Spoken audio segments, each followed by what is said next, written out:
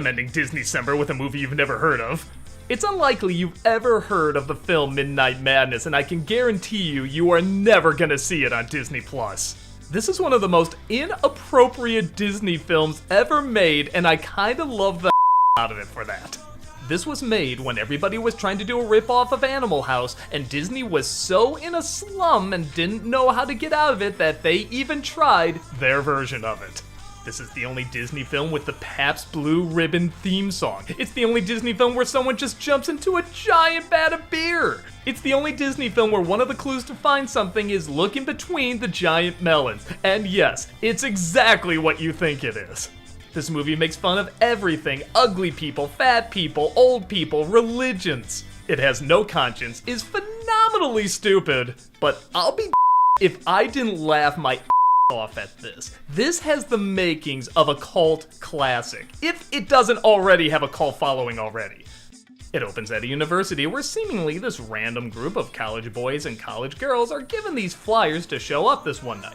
But it turns out this was all planned by Leon. Leon! Who's Leon? Leon is essentially Bill. Everybody is just supposed to know who he is and know he's in his own world that we're supposed to understand, but we really don't, but we kinda do. He just kind of exists, and girls love him, and he seems to have an endless amount of money, but the landlord is trying to throw him out, but then she doesn't because everybody's getting into his schemes, and this is just the kind of movie it is. It exists in its own reality. Anyway, he tells this group of people that there's a scavenger hunt he's inviting them to participate in.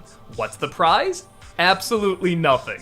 He just set this up thinking these people were all gonna go for it. At first they don't, but eventually, the more they think about it, they decide to do it. Why? They all have stupid, ridiculous reasons that don't make sense. But I'll be if they don't try as hard as if there was $1 million at the end of this. All the stereotypes are there: the nerds, the jocks, the fat people, the feminists, the romantic couple that don't think they're gonna fall in love, but oh, just wait till the end. They even come across some random celebrities before they were celebrities, like this is Michael J. Fox's first movie, and is that Pee Wee Herman? Yes, he's in this too.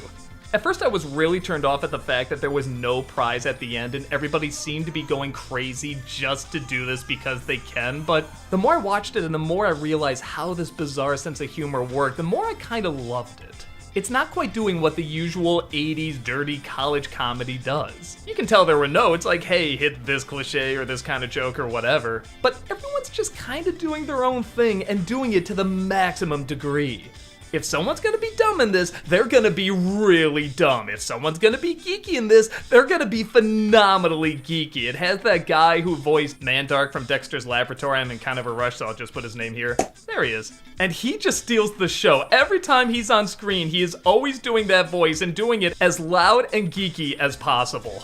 And then there is the question as to whether football players belong in an academic institution in the first place. And if there are any comments from the audience, just feel free to toss them right up here.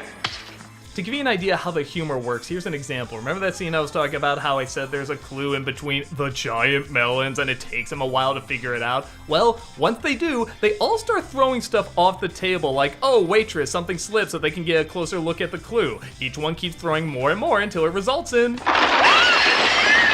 It's just that kind of nonsense. I love when you can tell they're just supposed to shoehorn in these scenes that these kind of movies just have, like the quote-unquote romantic couple figure out the clue from the giant melons, and when they do, they just suddenly look like they're in love. I can't believe it! We got all of that from Hug Me! Where did that come from? One of the boys has a computer that he just types in the clue and the computer just figures it out. He doesn't have to give it any context at all. I love this one bit where they're given like these pictures and these letters, and one kid seems to figure it out, but he leaves out the ball. What does the ball have to do with it? What about the ball? You idiot! And like I said, this movie is 100% 80s inappropriate. I love this one scene where like this geeky boy is gonna date this girl and uh-oh, she's ugly.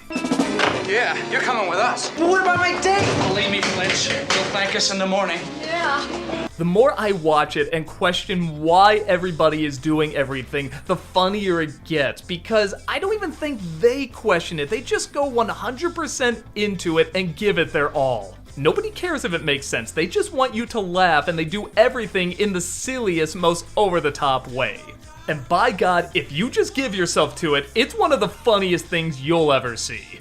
Every time I bring this film up to someone, they have no idea what it is, or that it's even a Disney flick, but man, more and more people gotta see it. I think all there is a DVD copy. I don't even think there's a Blu-ray copy, and I don't know if there ever will be. Again, I can see Disney really trying to keep this quiet and act like, no, we didn't make that.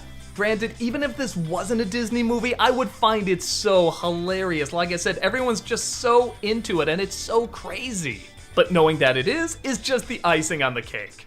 More people need to find out about this movie. They need to know that it was made by Disney, it exists, and it is one of the stupidest but most enjoyable comedies ever made. There really is a passion and a talent to the timing, to the delivery, to the visual jokes. Yes, it is dumb, but it is passionately dumb. If you want to see a comedy, Disney or not, where you just watch it and say, oh my god, I can't believe this exists, Midnight Madness is the one to check out, man. Not enough people know about it, it needs a cult following, more folks need to be quoting the lines. Jesus Christ, let's get more people looking at this. And folks, that's about it. That's DisneyCember 2021. Like always, I thank you so much for tuning in. I guess I've been doing this for 10 years, people have been bringing up. I didn't even think about it, but yeah, that's crazy to think. I really do have all of you to thank for that. I love doing these. I love sitting down and playing these games, watching these shows, experiencing these movies, revisiting classics, checking out new things that are both good and bad. I'm always going to be fascinated by Disney because whether or not they're doing great things or not so great things, it's always interesting.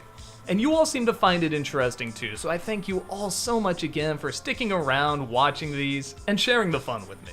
I hope you had a good time, and as always, I'll see ya next year.